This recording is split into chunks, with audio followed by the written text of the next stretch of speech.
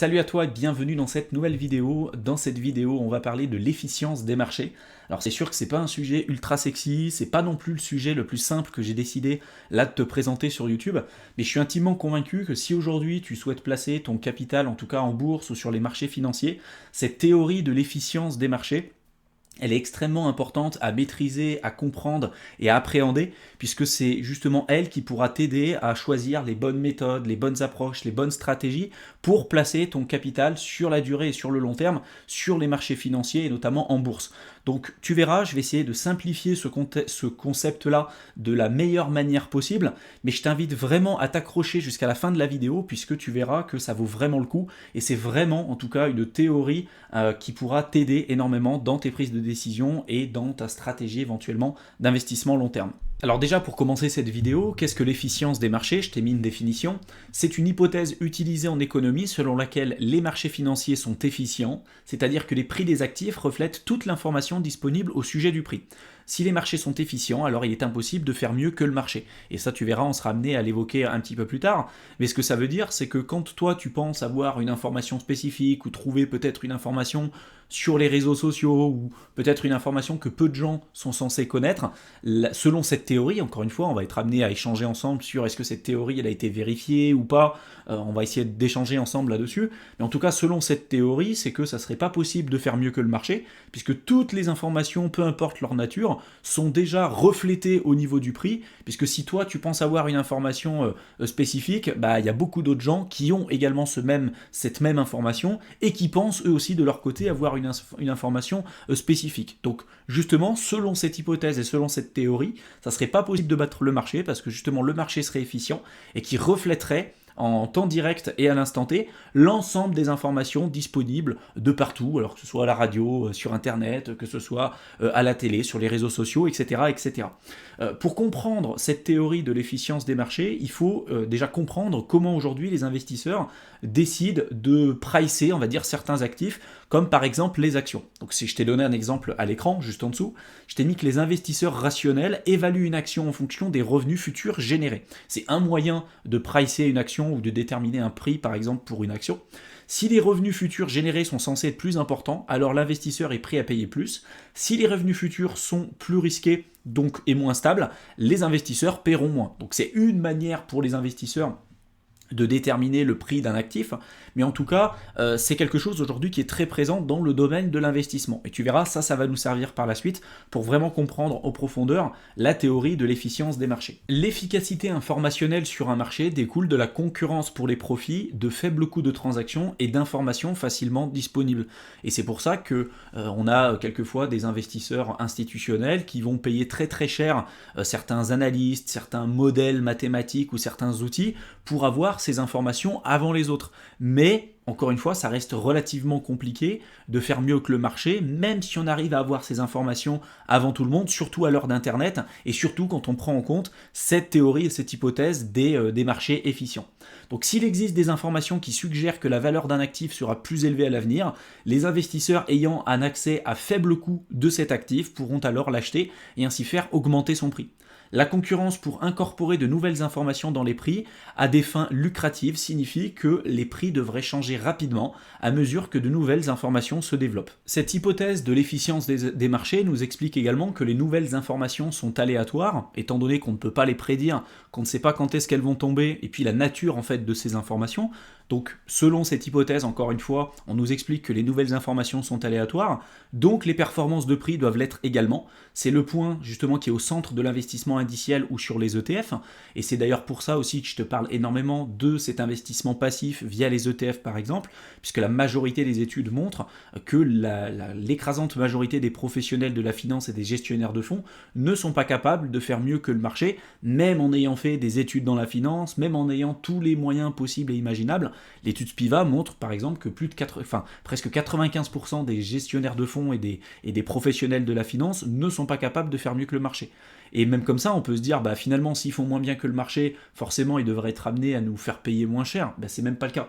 C'est-à-dire que si tu regardes les professionnels des fonds, tout ce qui est SICAV, fonds communs de placement, etc., souvent, c'est des fonds qui vont coûter extrêmement cher pour des performances plus faibles que d'investir tout simplement dans des ETF. Donc d'où l'intérêt justement justement de la gestion passive et de tout ce que je t'évoque depuis le début, qu'on sera amené à continuer d'évoquer dans cette vidéo parce que ça rentre vraiment dans cette théorie de l'efficience des marchés.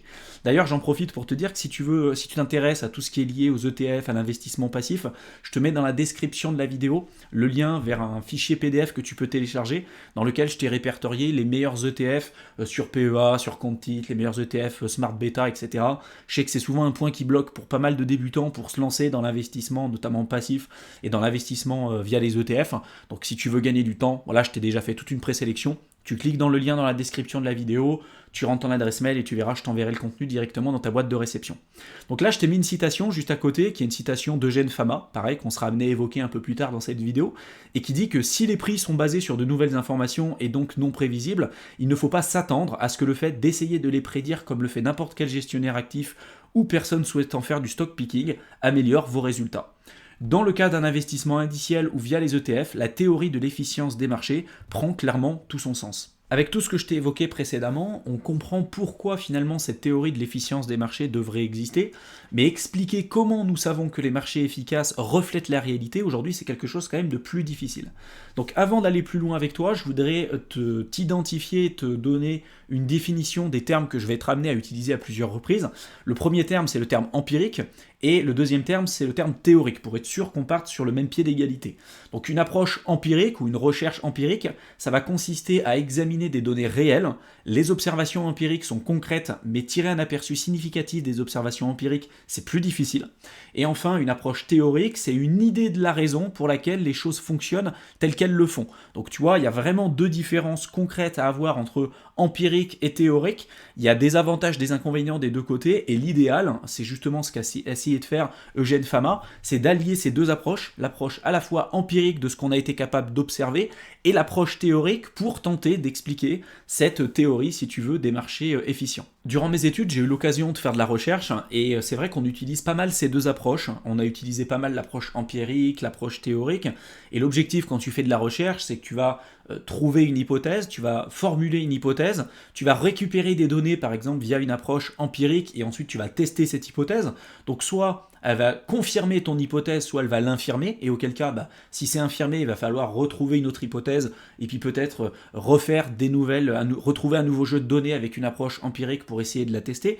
Mais il faut savoir qu'à chaque fois, tu as des avantages, des inconvénients, et que souvent, tu vas être amené à utiliser les deux, parce que ça te permet vraiment d'avoir une approche beaucoup plus robuste que si tu prenais soit l'approche empirique individuellement, ou l'approche théorique individuellement. Là, juste en dessous, je t'ai fait un historique un petit peu de comment cette hypothèse de l'efficience des marchés a commencé à être mise en place, à la fois via une approche empirique et théorique pour que tu puisses avoir une vision un peu plus objective de tout ça. Et ce qu'il faut savoir, c'est que déjà dès les années 1900, donc 70 ans avant que Fama publie son ouvrage sur l'efficience des marchés, parce que c'est lui aujourd'hui qui a vraiment permis d'expliquer tout ça et de relier ces deux approches, mais au départ, c'était quand même quelque chose de relativement compliqué. Donc le premier à avoir commencé à réfléchir sur ces idées-là, c'était Louis Bachelier, donc c'est un statisticien français, et qui a remarqué que le cours des actions semblait suivre un marché aléatoire.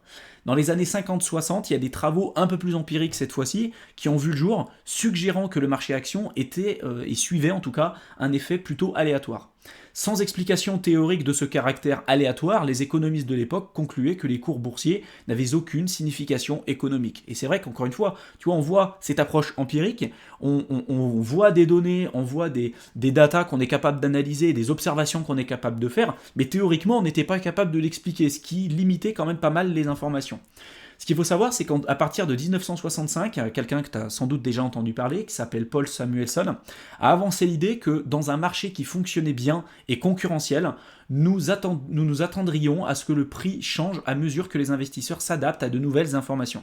Cette explication théorique, appelée le modèle du jeu équitable, tu pourras le retrouver sur internet, a commencé à donner sens au caractère aléatoire des cours boursiers et à compléter cette approche empirique que je t'ai évoquée un petit peu plus tôt. Ce qu'il faut savoir, c'est que les travaux de Paul Samuelson ont beaucoup inspiré les prochains travaux qui ont été publiés dans les années 70 par Eugène Fama, et Eugène Fama, dans son papier là, que je te mets à l'écran, a essayé d'allier les deux approches, l'approche théorique et l'approche empirique, pour essayer de prouver la présence ou en tout cas l'existence de la théorie, si tu veux, des marchés efficients.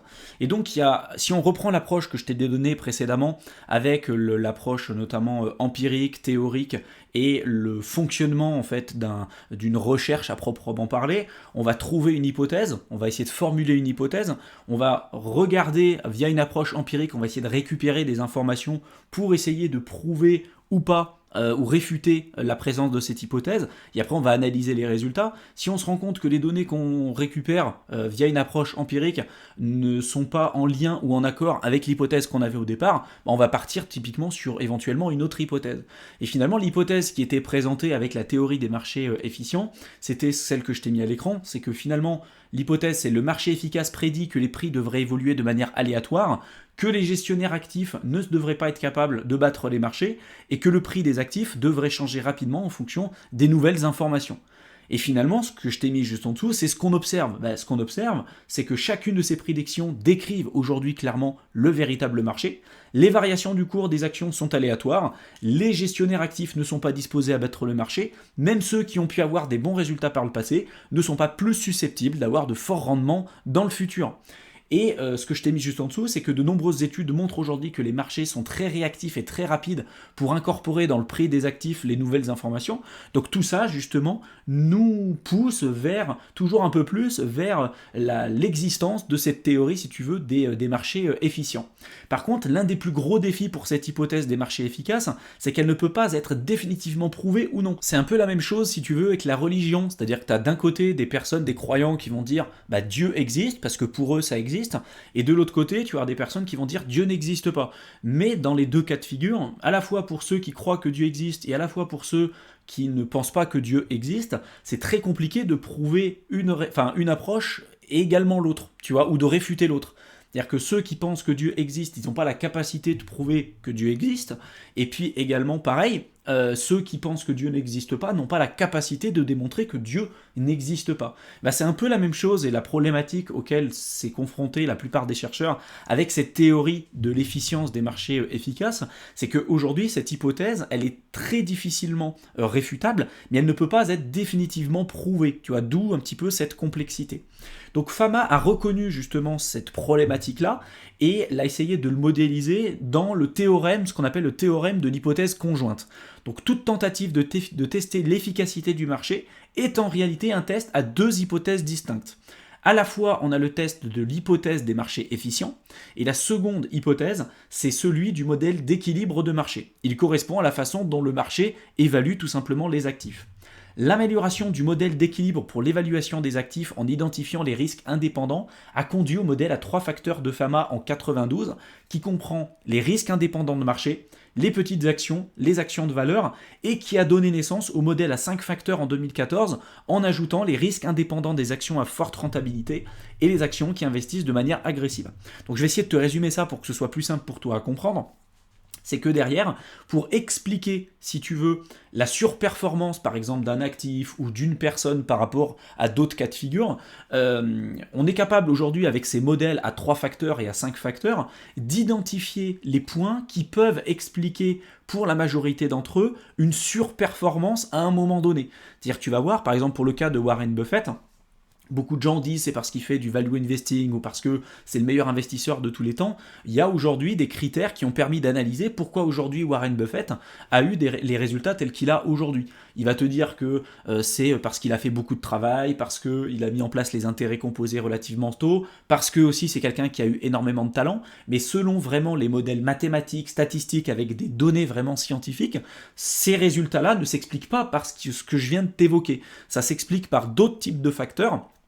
Et donc en partie ces facteurs, c'est notamment est-ce qu'il y a des risques qui sont indépendants du marché, c'est-à-dire qu'on n'est pas capable de pricer à un moment donné, ou parce qu'on a investi dans des actifs qui sont théoriquement plus risqués, des plus petites actions, donc plus volatiles, ou des actions de valeur, tu sais, le value investing qui est l'approche tout simplement de Warren Buffett, ça c'est des critères concrets qu'on est capable d'analyser et qui ont une corrélation importante avec une surperformance à un moment donné, si tu veux, sur le marché. Et puis dans le modèle à 5 facteurs, on en a rajouté du coup 2 autres, en plus de ceux que je t'ai évoqués précédemment, les risques indépendants des actions à forte rentabilité et les actions qui investissent de manière agressive. Il y a des boîtes qui vont réinvestir pour ouvrir des nouvelles structures, des nouveaux bureaux, peut-être investir dans la recherche et le développement, etc., etc. Et historiquement parlant, en tout cas, c'est des boîtes qui ont très bien performé. Alors, tu as toujours des exemples qui montreront que ça ne sera pas le cas tout le temps, mais tu vois, là, je te parle vraiment de quelque chose de pragmatique, c'est-à-dire des données qui ont été analysées de manière empirique et qui ont été prouvées, là pour le coup, scientifiquement parlant, qu'il y avait un lien et qu'on était capable d'expliquer la surperformance de certaines personnes et de certains actifs par rapport à ces facteurs-là. Aujourd'hui, on n'est pas capable de tout expliquer, mais il y a plus de 90% des surperformances qu'on est capable d'observer chez un individu ou sur une classe d'actifs particulier qui peut être expliquée selon ces facteurs-là. Tu vois, ça ne veut pas dire que ça peut tout expliquer, mais en tout cas, ça nous permet de nourrir encore plus notre réflexion là-dessus. Donc grâce à ces modèles, nous avons la possibilité de mieux comprendre comment fonctionnent les marchés au lieu de nous fier à des anecdotes qu'on essaye de répliquer. Et typiquement, je t'ai donné l'exemple de Warren Buffett. Et beaucoup de gens utilisent l'exemple de Warren Buffett en disant voilà, moi je fais du stock picking parce que Warren Buffett fait aujourd'hui du stock picking. Et c'est ce que je t'ai mis à l'écran. Warren Buffett a réussi à obtenir ce genre de résultats remarquables grâce à du stock picking. C'est une anecdote, c'est pas un cas que tu seras capable de répliquer. C'est-à-dire que c'est très difficile à reproduire, voire même impossible. Et comme je te l'ai évoqué à plusieurs reprises, il y a beaucoup de réussites, alors je ne parle pas forcément du cas de Warren Buffett, mais par exemple pour certains entrepreneurs, ils vont t'expliquer que eux, ils ont réussi à créer une super structure, ils ont réussi à gagner beaucoup d'argent parce qu'ils lisaient beaucoup de bouquins, parce qu'ils ont énormément travaillé, etc. Mais ils ont complètement occulté aussi le facteur chance qui est existant. Ça ne veut pas dire que ces mecs-là n'avaient pas de talent, ça ne veut pas dire que ça leur enlève du mérite, mais le facteur chance, il est aussi très fortement présent, des fois il est plus ou moins important, mais si tu prends le cas de Google par exemple, Google a essayé d'être vendu à un moment donné à Yahoo, qui a refusé leur offre. Si Yahoo avait accepté l'offre de Google à l'époque, Google serait jamais devenu ce qu'il est tout simplement aujourd'hui. Pareil pour Facebook. Facebook, s'il n'avait pas rencontré le fondateur de Napster, Facebook n'existerait pas. Et je suis pas persuadé que Mark Zuckerberg, par exemple, au départ, il avait prévu que tiens, je vais rencontrer le fondateur de Napster, je vais échanger avec lui pour créer Facebook et tout. Non, il y a des trucs qui sont pas possibles de prévoir, si tu veux. Et dans l'investissement, c'est un peu pareil. Alors, Warren Buffett, tu verras, je t'en parlerai un petit peu plus tard, c'est un cas très spécifique, mais il faut faire attention à ce que des gens vont être capables de te dire en te disant, vu que Warren Buffett a réussi à faire ça, ou Peter Lynch, ou Paul Tudor Jones ont réussi à gagner beaucoup d'argent, ou à obtenir des super résultats en faisant du stock picking, forcément, moi je vais réussir à le faire. Non, parce que c'est une anecdote, c'est un événement spécifique par rapport à un individu très spécifique qui ne représente absolument pas la majorité des personnes, et des personnes comme ça, il en existe un pour 1 million, voire 1 milliard, encore une fois. Donc il faut vraiment être très vigilant par rapport à ça. C'est aujourd'hui, selon les modèles mathématiques que je t'ai évoqués précédemment, c'est presque impossible d'expliquer comment il a fait pour obtenir ce genre de résultats. Et encore une fois, il va te dire, parce que je me suis levé tôt, parce que j'ai mis en place les intérêts composés, parce que je me suis formé, parce que X ou Y raison, mais si tu veux, de manière pragmatique, au niveau mathématique, au niveau statistique, et avec une vraie approche scientifique, et avec des modèles d'analyse, on n'est pas capable d'expliquer les résultats de Warren Buffett avec les infos que je t'ai dit juste maintenant, du travail acharné, du fait de se lever tôt, du fait de lire beaucoup, le fait d'avoir un QI supérieur à la moyenne. Ça n'explique pas la capacité à Warren Buffett à avoir des résultats plus élevés que la moyenne. C'est exactement ce que je t'ai mis à l'écran, c'est comme demander à un médecin comment notre grand-père de 98 ans a fait pour vivre jusqu'à cet âge en fumant 3 paquets de cigarettes par jour. Tu vois, ça, d'un point de vue statistique, c'est ce qu'on appelle aussi des anomalies. Et c'est pas parce qu'on a une anomalie qu'on va essayer déjà de l'expliquer, parce que souvent c'est impossible de pouvoir expliquer toutes ces anomalies, et c'est pas parce que, pour le cas par exemple de ton grand-père qui aurait peut-être pu vivre jusqu'à 98 ans en fumant 3 paquets de clopes par jour, que toi tu arriveras forcément à suivre ce même chemin.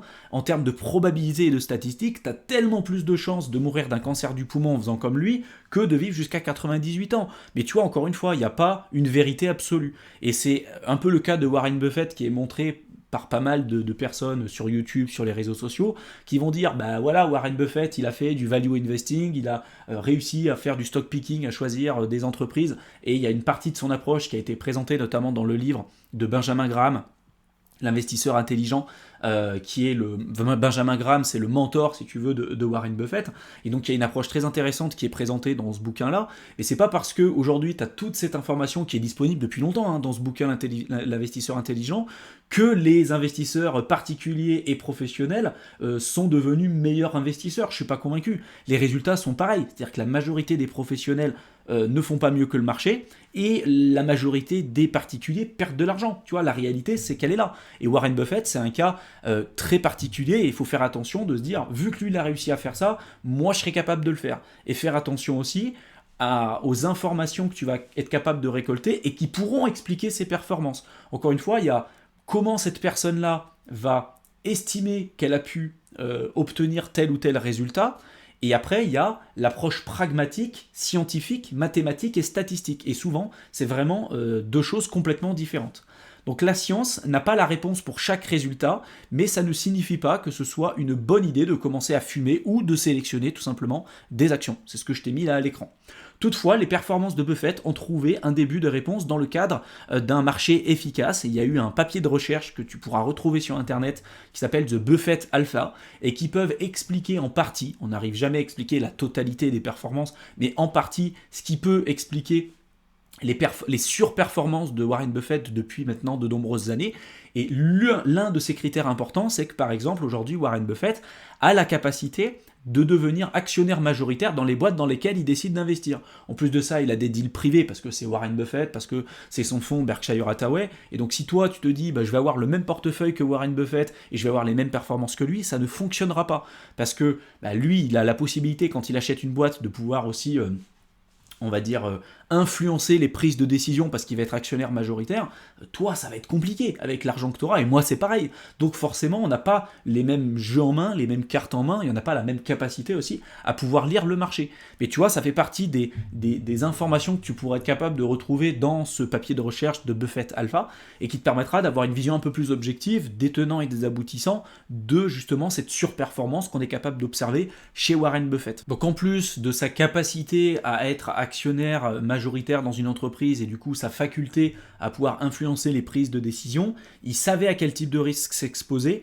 et il a utilisé une discipline et un effet de levier extrême pour obtenir finalement ce genre de résultats. Il a en plus de ça utilisé les intérêts composés, etc. Mais en tout cas, c'est les informations qui sont remontées sur le papier de recherche que je t'ai évoqué un petit peu plus tôt. Avec le modèle à 5 facteurs de Fama que je t'ai évoqué aussi, la grande majorité des différences de rendement entre deux portefeuilles diversifiés peuvent être expliquées par des différences d'exposition aux risques indépendants identifiés finalement dans le modèle. Ce qu'il faut savoir, c'est qu'en 2006, il y a Kenneth French et Eugene Fama qui ont écrit un autre article qui s'appelle Profitability, Investment and Average Return et qui ont documenté l'ensemble des travaux empiriques montrant que les 3 caractéristiques communes des actions prédisent des rendements moyens plus élevés. C'est-à-dire que là, ils sont focalisés sur les travaux de recherche d'Eugene Fama, etc., avec les modèles à différents facteurs. Donc il y avait le modèle à 3 facteurs, après il y a eu le modèle à 5 facteurs. Et là, en 2006, justement, Kenneth French et Eugene Fama, ils ont essayé de travailler, encore une fois, sur ces modèles qui peuvent expliquer la surperformance d'une classe d'actifs ou la surperformance peut-être d'un investissement par rapport à un autre, en fonction de critères très spécifiques. Et sur ce papier de recherche, tu pourras le lire, il est vraiment super pour t'éclairer sur ces informations-là. Et ils ont permis de mettre en avant 3, on va dire, caractéristiques communes qui peuvent expliquer en grande majorité la surperformance d'un actif par rapport à un autre. Et typiquement, le premier critère, c'est le prix par rapport à la valeur comptable, qu'on appelle la book value. Donc les actions moins chères ont des rendements moyens plus élevés. La rentabilité, donc une action plus rentable doit avoir un rendement attendu plus élevé. Et enfin l'investissement, une action qui réinvestit ses bénéfices de manière conservatrice doit avoir un rendement plus élevé. Ces critères-là, quand tu les prends en compte et quand tu les mets en commun, ont une capacité et une faculté à prédire avec une probabilité beaucoup plus importante et significative d'avoir des résultats plus élevés que la moyenne par rapport à, en tout cas, un investissement qui ne répondrait pas à ces 3 critères que je t'ai évoqués un petit peu plus tôt. Donc tu vois, ça c'est super important et on n'est pas sur une lubie en se disant je pense qu'il va faire ça ou je pense qu'il va se faire ça. Non, ça a été prouvé scientifiquement, encore une fois, avec des statistiques, des mathématiques, etc., etc.